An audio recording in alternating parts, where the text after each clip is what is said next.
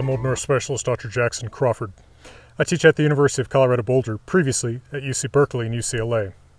Today, what I want to discuss are the legendary sons of Ragnar Lothbrok, the famous Viking. The Sons of Ragnar have become particularly famous in the last few years because of the television show Vikings. But the Vikings TV show is based on a variety of different medieval sources, some of the Latin language, some of the Old Norse language. For example, the wife of Ragnar Lothbrok is sourced not from any Old Norse source, but from Latin sources such as Saxo Grammaticus Gesta Danorum, or History of the Danes, whereas the Old Norse sources tell only of two wives for Ragnar, Thora and Åslaug. And Åslaug, of course, in her early life is known as Króka, or Crow, and later in her life, when she joins her sons in battle, she is called Randalín. Now, the major two sources that we have in the Old Norse language for Ragnar Lothbrok and his sons are the saga of Ragnar Lothbrok, Ragnar's saga Lothbrokar, and Þóttir af Ragnarssonum, or the short story of Ragnar's sons. Both of these tell substantially the same story about who his wives and kids are, and both of these were written down in about 1300 AD, although based no doubt on some older oral material. Now, one thing to keep in mind in talking about this is that Ragnar Lothbrok is not his legal name or something. Lothbrok is not his last name. The Old Norse language does not use inherited last names. Rather, Lothbrok is a nickname, and it literally means shaggy pants or shaggy chaps. Loth meaning shaggy, hairy, woolly. Brok being related to the sort of archaic English word breeches, meaning pants or some kind of other garment that covers your legs, like chaps. I like calling them shaggy chaps. So, because this is given to him as a nickname due to a characteristic garment that he wears in a particular early story about him, that he kills a dragon, and while doing it he wears a particular pair of really shaggy pants, that nickname is not passed on to his family members. So his wives are not Mrs. Lothbrok, his children are not, young Mr. Lothbrok. Instead, they'll often have their own nicknames. So according to our two written Old Norse sources that are significant, Ragnar has two sons with his first wife Thora, and these are Eirikr and Agnar. And then with his second wife Åslaug, who he initially thinks is named Króka, he has Ivar the Boneless, you can see he has his own nickname, Bjorn Ironside, also with his own nickname, Hvítserk, Rognvald, although he's only mentioned in the saga of Ragnar Lothbrok, not in the Þóttir af Ragnarssonum, and he's killed very early on. And later, Sigurd Snake-Eye, Sigurdur Ormur í Auga in Old Norse. Now, there's an interesting story about both of these pairs of sons, about both sets of sons by each of his wives.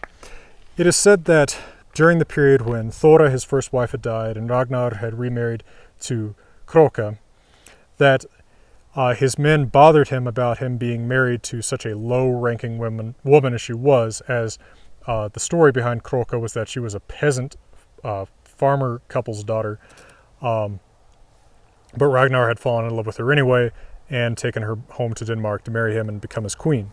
But his men were bothering him about how he was married to this low-ranking woman and needed to get married to someone who was suitably high class. This would be great if this was the first video in which I'm testing out this microphone and it's the first one I fall off a cliff.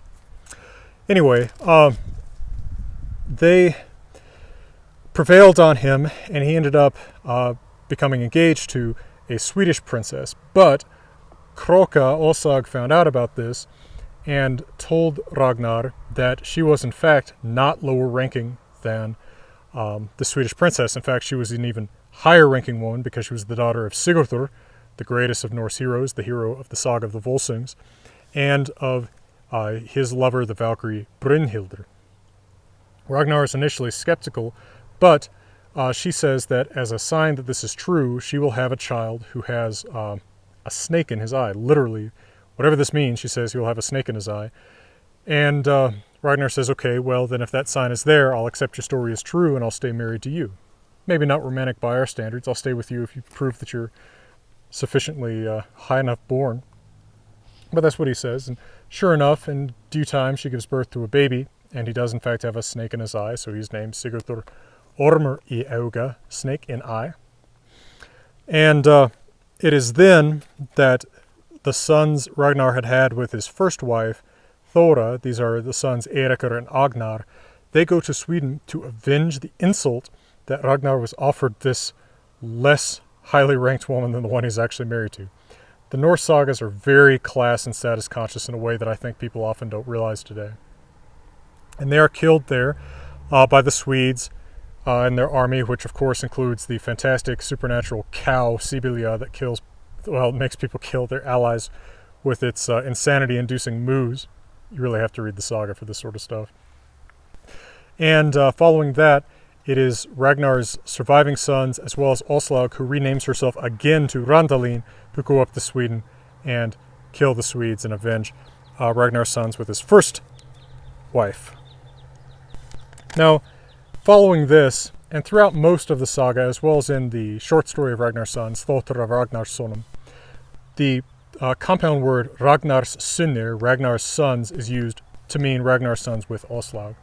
And they become very famous men in their own right, especially in the way that they react to Ragnar's death.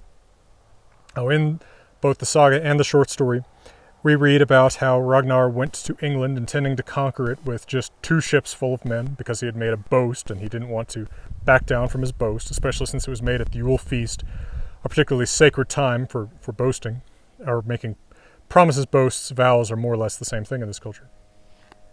And he had been captured in this process by King Ella of Northumbria, and he had been killed in a pit of snakes, in which his famous last words, Gnidja mundu grisir ev galtar hagvisi, were spoken.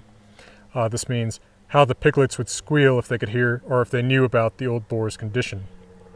Well, these words get back to Ragnar's sons in Denmark, and there's a famous scene where the messenger has come from the English king to tell them how Ragnar died, and they're so intently listening to this that they forget what they're doing and they end up injuring themselves. So, for example, Bjorn Ironside is sitting there straightening a spear shaft, but he squeezes the spear shaft so hard while he listens to this news that he ends up leaving his handprint in it, and when he lets go of it, the spear shaft crumbles where he had been squeezing it. Then Huitserk had been playing Navatavel, the Viking board game, and he had captured a piece, but he had squeezed that so hard while he listened to the story of Ragnar's death that blood spurted out around it where he was holding it. And then Sigurdur, Worm Eye, Snake and Eye, Ormur I Auga, had been trimming his nails with a knife, and he cut himself down to the thumbnail while he was listening to this intensely distressing story about his father's death in a snake pit.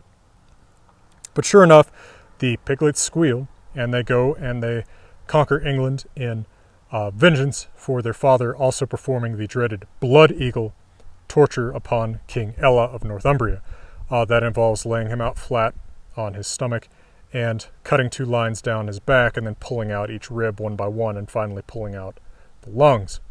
Whether or not this is a historical form of torture is actually debated. It may well not be, but it is not uncommon in the Norse sagas as something to do to someone who has killed your father especially. So the stories are a little bit differently framed. For example, in the Thotar, the short story, we get that detail about the Blood Eagle. The saga of Ragnar Lothbrok is a little bit more vague. They kill Ella in revenge, but it doesn't specifically say how they do it. And of course, again, I'm telling you here about his sons in the Old Norse sagas. In sources outside of the sagas, the story of Ragnar can sometimes be very different. And of course, if Ragnar was a historical person, there probably isn't a whole lot of his actual story that's left in the many different scattered and unrelated things that are written down about him. For example, in some French, English, Irish historical annals, we do read about a Viking at roughly the time Ragnar is supposed to have lived in the 800s, named something like Ragnar, although usually, of course, these annals are written in Latin, so you get some kind of Latinized form of the name, Ragnheri, something like that, Ragnarus. You also read about someone named Lothbrok, but they don't seem to be the same person in the historical sources. Ragnar is not Lothbrok till an Icelandic writer in the 1100s named Ari says they're the same person. So it's possible that in fact there was a Ragnar and there was a Lothbrok, or there were stories about a Ragnar and stories about a Lothbrok, and they weren't originally the same person. But the Sons of Lothbrok do feature quite a bit in some of these historical annals in northwestern Europe about Viking raids, including some men that are not mentioned by name in any of the Norse-speaking sources, such as someone named Ubi and someone named Anstignus.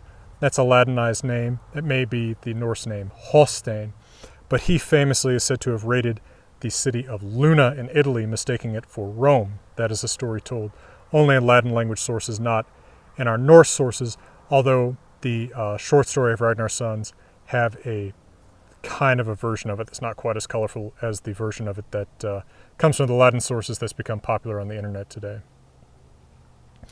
And it's also worthwhile to note that, you know, the significance of Ragnar and of Lothbrok, or the Sons of Lothbrok, the Sons of Ragnar, doesn't necessarily have to have anything to do with whether they were historical or not, right? You know, very often our own heroes of whatever culture are sort of very loosely based on someone who, in a sense, comes to embody the values and spirit of an age, and ends up getting turned into kind of an archetype. You know, I think about the stories about like Wyatt Earp, for example, which don't always have a whole lot to do with Wyatt Earp's actual life. This doesn't make Wyatt Earp any less of an important symbol, any less of an important narrative, but we have to sort of try to keep distinct the question of whether what we're talking about is Wyatt Earp himself, the living person who lived and died in certain years, or if we're talking about Wyatt Earp who's kind of a living legend, an embodiment of an era. And I think Ragnar Lothbrok, already in the sagas, is more that. He's the embodiment of an era. He's the quintessential Viking, more than he is any sort of historical personage, even to Old Norse writers. It's also notable that in Mesho, which I may not be pronouncing right, it's not an Old Norse word, in Orkney, which is a Stone Age habitation, there are a lot of Viking graffiti, and there is one that mentions the Sons of Lothbrok.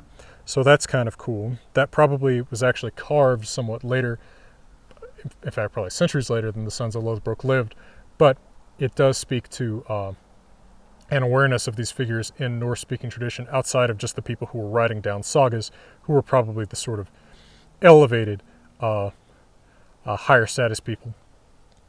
And of course, outside of the sagas too, we have other sources that speak of Ragnar that got written down, such as chronicle, which is supposedly his last words. It's not part of any saga, it's just something that's been preserved on its own as being putatively Ragnar Lothbrok's last words. And of course, it also hints about the coming vengeance of his sons on Ella in England. All right, well, I hope if this has been interesting or informative for you that you'll look at some of my other videos. I have many others that have dealt with Ragnar and his saga. I have also translated the saga of Ragnar Lothbrok. It appears in one volume together with the saga that it is written as a sequel to. In the Middle Ages, there are already sort of fan prequels and fan sequels, and that's the saga of the Volsungs. So look for the saga of the Volsungs with the saga of Ragnar Lothbrok. It's published by Hackett. I've also translated the Poetic Edda, the main source of the myths of the Norse gods. And I am working on more sagas and the Prose Edda to debut in the near future.